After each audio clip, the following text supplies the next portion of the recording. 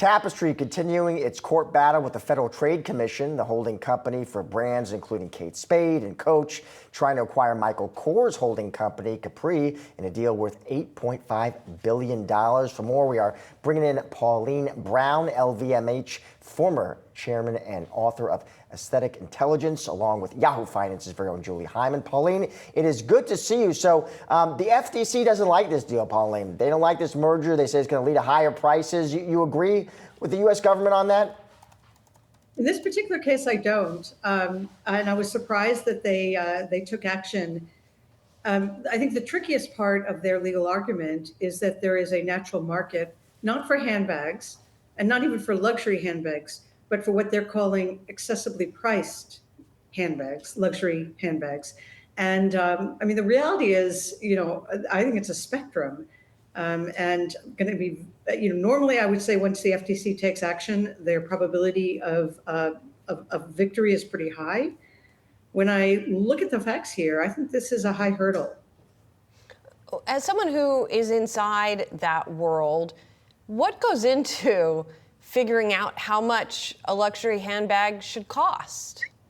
Mm-hmm. Some of it is cost of goods. So the cost of goods of a Coach bag is considerably less than the cost of goods of an Hermes bag, and considerably more than a Le Sportsac. So there's always that variable. There is also where it sits on the floor, what the competitive market is, what the trends are. Every few years, a brand hits it right and is an it bag, and therefore able to have a lot more pricing power.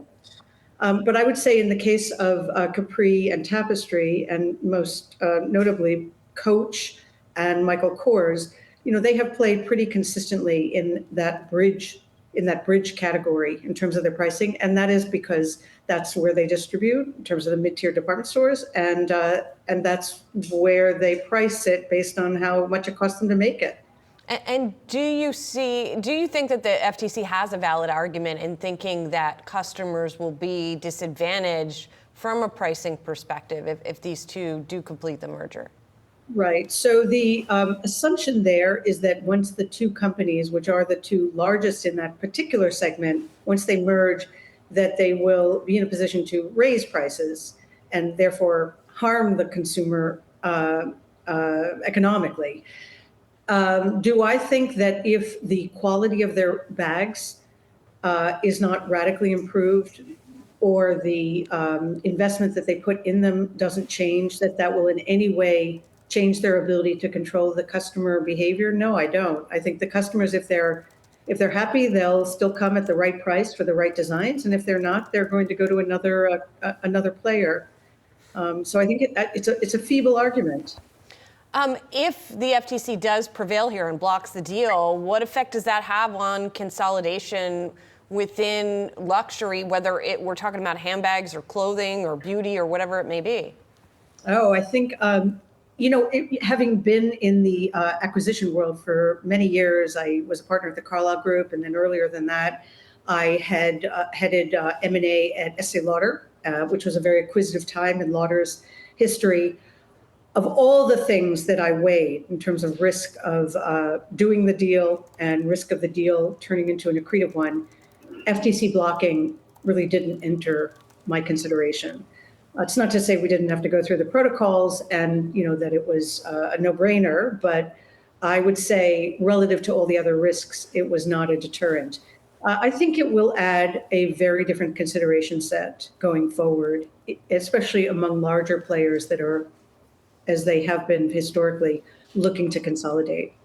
And Pauline, finally, I wanted to ask you about another handbag-related story that we're watching, although it's not unique to handbags. But we've been seeing this sort of arbitrage business that has sprung up with luxury goods, where folks buy the goods in Europe, for example, handbag made in Europe, at a lower price, and then resell it at a higher price in the U.S., in Asia. And that's been a growing business on the part of these third-party sellers. How is the industry viewing that, and what, if anything, can they do about it? Well, first of all, the industry doesn't like it for a lot of reasons. The consumer loves it so far as the consumer is protected from the cheaper bags actually being counterfeit bags. And I will say counterfeits have become, especially in the accessory segment, so good that it can be very hard, even for a trained eye, to see what's legitimate and what's not. Of the legitimate products that are being resold for cheaper amounts, I think there's a few issues that have opened the way, or a few shifts that have opened the way for that new market dynamic. And some of it is the industry's own doing.